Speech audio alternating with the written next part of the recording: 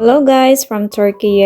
Today's vlog ay pupuntahan natin ang isa na namang park dito sa Ankara. Liit lang to na park guys pero ang ganda at napaka maaliwalas. At dito nga yan sa Acacia Park. Sobrang lapit nga lang to sa bahay namin guys. At ilang lakad lang papunta dito. Lapit nga lang din to sa primary school nila dito. As you can see walang masyadong tao dito guys at saka mga bata. Kasi nga maliit lang to na park. Kaya lang elevated ang park na ito kaya mas maganda to sa mga buntis na gustong maglakad-lakad. Pero si Jem gusto niya dito kasi daw walang masyadong mga bata. Gustuhan ko din naman dito kaya lang nakakapagod talaga siya pag mag-hike ka dito. Gusto ko kasi pag nag-hike ako ay yung flat surface lang, hindi yung elevated para mas maparami yung lakad ko. Alam nyo ba na ang isa sa mga nagustuhan ko dito sa Turkey ay ang napakarami nilang park. Sa mga lugar na elevated guys, meron pa rin silang mga park doon. Kitang-kita nyo naman na ang mga park dito ay napakalinis. Sabi pa nga ni Jem sa akin na noon daw pag gusto daw niya mag-exercise or tumakbo, dito daw siya pumupunta. Dito daw mas nakatakbo siya na mabuti dahil walang masyadong tao. Dito nga ay naglalakad-lakad na kami ni Jem kasi pagkatapos namin dito ay pupunta kami sa grocery store. Isa din to sa nagustuhan ko dito sa park na ito guys kasi malapit lang dito ang mga grocery store.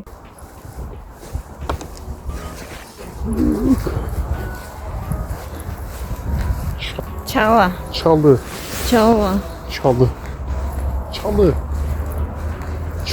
Say ağaç. Memorize the days. So today and gün means day. So Okay. bugün. Bugün. It means today. Today. When I say next day, tomorrow, yarın.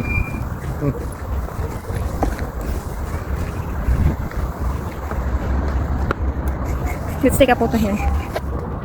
Ano? It's month of spring na nga dito guys, kaya hindi na masyadong malamig. Ibang parte nga ng Turkey guys ay hindi na malamig sa kanila. At dito sa Ankara ay hindi naman masyado ng malamig. Minsan, pag naboboard ako sa bahay, niyayaya ko si Jem na maglakad-lakad kami sa labas. Homesick kasi pag palagi nasa bahay lang. At tingnan nyo nga kung anong pinaggagawa nitong isa. Sabi ko nga sa kanya na videohan niya ako habang naglalakad. Pero nagrereklamo na tong isa. Papagod na daw siya mag-video sa akin at gusto na daw niya maglakad. Dito nga guys ay umupo muna ako at nagpaiwan ako. Kasi medyo napapagod na ako at gusto pa ni Jem na maglakad-lakad pa kami. Sabi ko nga sa kanya na siya na lang muna ang maglakad kasi napapagod na ako. At dito nga ay pabalik na si Jem at palapit na siya sa akin kaya binidyohan ko siya. Tingnan ko lang kung anong magiging reaction niya.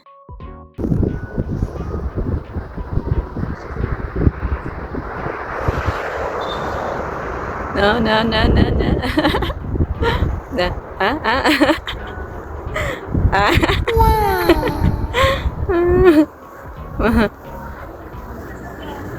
What's that? What's that? Is that for me? You're so... At binigay nga niya sa akin yung bulaklak. Yan na ganyan siya mamimigay sa akin ng flower guy. Igisa lang, tas maliliit pa. Next time, Jem, baka pwedeng bouquet na naman. Pero si Jem kasi guys, pinapili niya ako dati kung gusto ko ba daw ng flowers or kumain sa resto. Siyempre, ang pinili ko ay kumain sa resto. Eh, hindi yan nagbibigay sa akin ng mga bouquet, yung mga ganyan. Wala yan, hindi yan nagbibigay sa akin. Pero, dinadala niya ako sa mamahaling resto. Yo guys, anong mas gusto nyo? Anong mas pipiliin nyo? Kumain sa resto or bigyan kayo ng flowers? Don't say both ha, isa lang. O comment down below guys and don't forget to like, share, and subscribe. Thank you guys, bye-bye!